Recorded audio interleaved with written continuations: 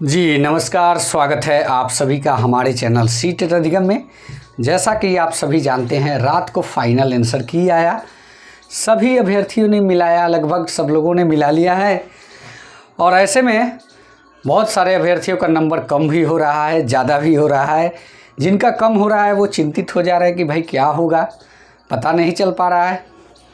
बात करेंगे इस वीडियो में इसी से संबंधित चीज़ों पर, क्योंकि एक सर्वे कराया गया जिस सर्वे के तहत यह अनुमान लगा कि जो है वैसे अभ्यर्थियों की संख्या कितनी है, कितने % है जो नंबर कुछ पाए हैं, और वैसे अभ्यर्थियों की संख्या कितनी है जिनके नंबर जो घटे हैं।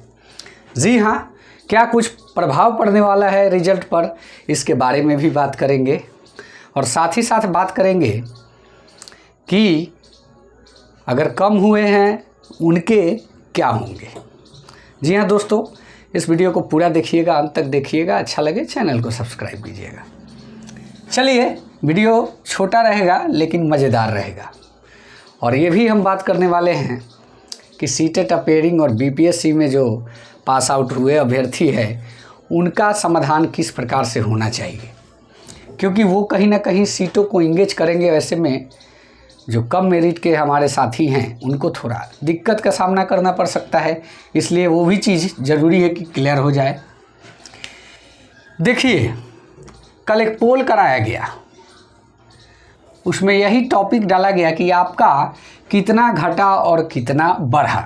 आप ये देखे होंगे कि टेलीग्राम में यह पोल कराया गया है। तो 16% लोगों का मानना यह है कि हमारा जो है 1 नंबर घट गया। 11% लोगों का मानना है कि मेरा 2 नंबर घट गया। 6% लोगों का मानना है कि मेरा 4 नंबर घट गया।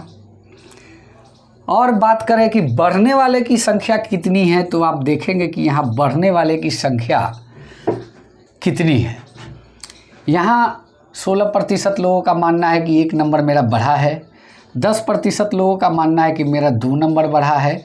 और 7% लोगों का मानना है कि मेरा 3 नंबर बढ़ा है। 6% लोगों का मानना है कि मेरा 4 नंबर बढ़ गया। लेकिन अगर कंपैरिजन करें तो आप देखेंगे कि कोई ज़्यादा इधर उधर नहीं हुआ है, क्योंकि 24% वैसे भी लोग हैं, यहाँ आप देख सकते हैं, जिनका कहना है कि कोई परिवर्तन नहीं हुआ है। क्या है इसकी सच्चाई? तो आप सीधा देख सकते हैं कि ये अगर 16% 1 नंबर माइनस प्लस की बात करें तो जो 16% इधर है यही 16% इधर है, तो टोटली इसको भी कह सकते हैं कि कोई प्रभावित नहीं हुआ। क्योंकि नंबर कम हुए, भले आपके कम हुए हैं, लेकिन वैसे लोगों की भी संख्या उतनी ही है। तो कहने का मतलब सिर्फ इधर का उधर हुआ है, दूसरा कुछ नहीं हुआ है। 11% 2 नंबर घट गया। तो यहाँ भी आप देखेंगे कि 10% लोगों का मानना है कि 2 नंबर मेरा बढ़ गया। तो टोटली यहाँ भी वही स्थिति है जो यहाँ थी। 6% लोगों का मानना है कि जो है 4 नंबर, और यहाँ 7% लोगों का मानना है कि मेरा जो है 3 नंबर बढ़ गया। और यहाँ भी 3 नंबर वालों की संख्या सिमिलैरिटी ही है। यहाँ भी 3 नंबर वाले जो हैं घट गया वाले की संख्या लगभग 6% ही था, वो लिखना हमने छोड़ दिया। तो टोटली मिला जुला के देखें तो स्थिति वही सामान्य है। हाँ, भले आपके कम हुए हैं लेकिन साथ ही साथ किसी और का कम हुआ है। भले आपका प्लस था, साथ ही साथ किसी और का प्लस हुआ। और मैं व्यक्तिगत बात करूं तो कहने का मतलब कि अगर 3 नंबर जुटा तो 1 नंबर कम भी हुआ है। तो स्थिति लगभग वही है, ज़्यादा कुछ दिक्कत की बात किसी को नहीं है। बहुत सारे लोगों का, जो कि 24% लोगों का मानना है कि इधर से उधर कुछ नहीं हुआ, स्थिति जो है परिवर्तन कुछ भी नहीं हुआ, बिल्कुल सामान्य रहा। तो फाइनल आंसर की से यही निकलता है कि मेरिट पर कुछ प्रभाव नहीं पड़ने वाला है। जो फंडा है सिर्फ बीएड का ही फंडा है। बीएड अगर बाहर रहता है तो समझिए कि आपको घर से पकड़ के ले जाके नौकरी देगा शिक्षा विभाग। ये स्थिति है। अब इससे ज़्यादा इशारा हम क्या कर सकते हैं। जैसा कि हमने पिछली वीडियो में भी, आप लोग को 1 महीना पहले का वीडियो आप लोग देखेंगे तो उसमें हमने बताया है कि पहले जो है फाइनल आंसर की देगा ही देगा, वो भी आपका जो है आपत्ति वाले प्रश्नों को जोड़ के, उसके बाद ही आपका रिजल्ट प्रोड्यूस करेगा। तो अब जो है रिजल्ट को प्रोड्यूस करने के बाद ही डीबी का चांस बनता है, जो क्वालिफाई करेंगे, क्योंकि प्राइमरी में संख्या ज़्यादा है। तो रिजल्ट प्रोड्यूस कर सकता है विभाग, आज भी मैं इस बात को कह रहा हूँ। अगर चाहे तो 20 तारीख के पहले भी रिजल्ट दे सकता है, क्योंकि अभी डीबी कराना बाकी है। तो कहीं से कोई दिक्कत नहीं है, अगर विभाग चाहे तो 20 से पहले भी सभी का रिजल्ट दे सकता है। लेकिन प्रश्नवाचक चिन्ह यहाँ पे ये है कि आप लोगों ने नोटिस किया होगा कि यह फाइनल आंसर की भी आया है, तो सबको शामिल करके, तो धीरे धीरे जो प्रक्रिया है उसमें बीएड को रख के ही बना रहा है। आज भी जो फाइनल आंसर किया, ऐसा नहीं है कि सिर्फ डीएलएड वाले का ही है, इसमें बीएड वाले भी हैं। तो इसको सीरियस लेना होगा। ये इतना बड़ा बड़ा गैप करके जो है साथ ही साथ प्रक्रिया लेके चलने का मतलब क्या होता है?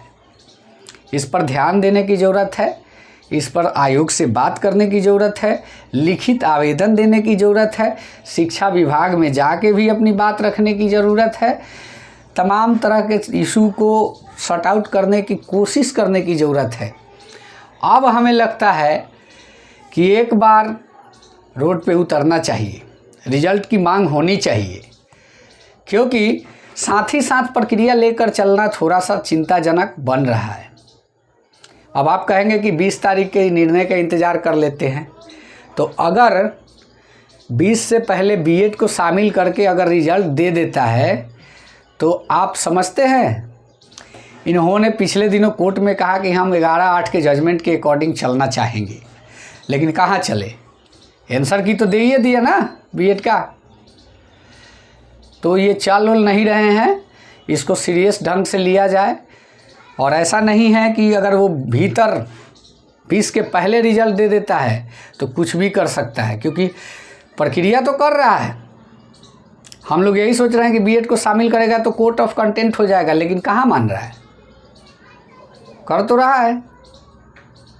तो इस पर संज्ञान लेने की आवश्यकता होगी। हमारे शीर्ष नेतृत्वकर्ता भी इस पर ध्यान देंगे, उम्मीद यही करूंगा। और ये वीडियो आप लोग को कैसा लगा कमेंट के माध्यम से बताएं। चैनल को सब्सक्राइब करना ना भूलें। धन्यवाद। जय हिंद, वंदे मातरम।